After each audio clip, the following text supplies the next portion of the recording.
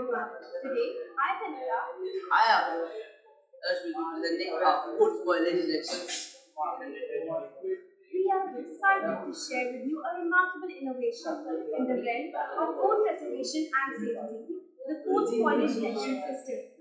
In a world where food waste is a growing concern, our team has developed a solution which leverages the power of technology to ensure the freshness and quality of our food. Our project utilizes the Arduino R3 breadboard and MQ135 methane gas sensor, DHT11 temperature humidity sensor, and moisture sensor with a moisture module, a 16 cross 2 LCD display, and also the essential jumper wires. Together, they work in harmony to create a robust system of intelligence capable of monitoring and alerting us for potential food spoilage events. In this, we have also used jumper wire and connected its first end to the 5-volt pin of the Arduino and its other end to the positive row of the breadboard. We have also taken another jumper wire and connected its first end to the ground pin of the Arduino and its other end to the breadboard to its negative pin.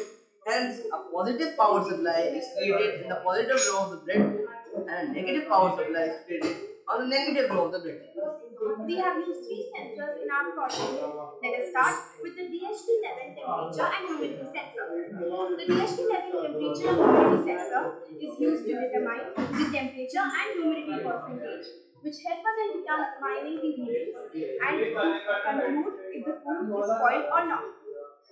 This sensor has four pins. The first pin is the VCC pin, which is connected to the positive row of the breadboard. The second pin is the data pin, which is connected to the second digital pin of the Arduino R3 board.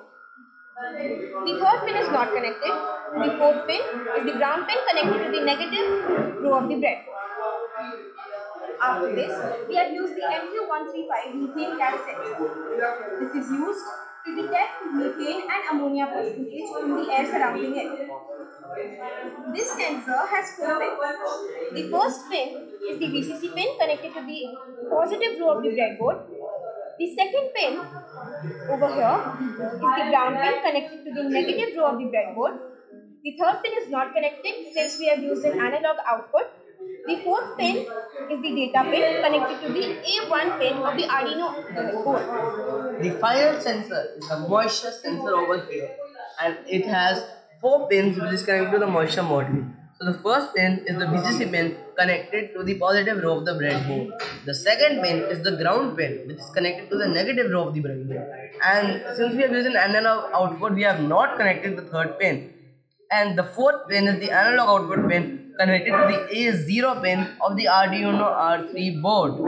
Last but not least, there is also an LCD display here. It will show the value. It will show the values of the DH, temperature, humidity, the moisture, all in real time, and it will help us to check whether the food is spoiled or not.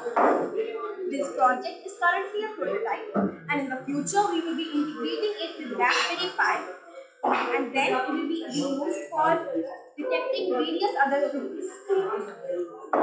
We think that you will select us for the next round as we believe that this project may help many people out there in detecting the food they are eating is spoiled or not.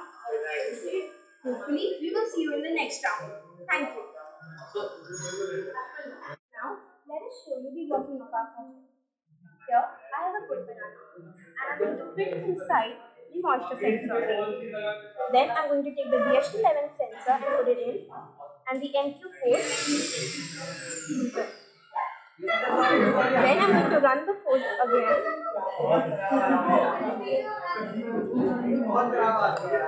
And then you will be able to see the food is not spoiled with all the values of humidity, temperature, moisture and the other air quality.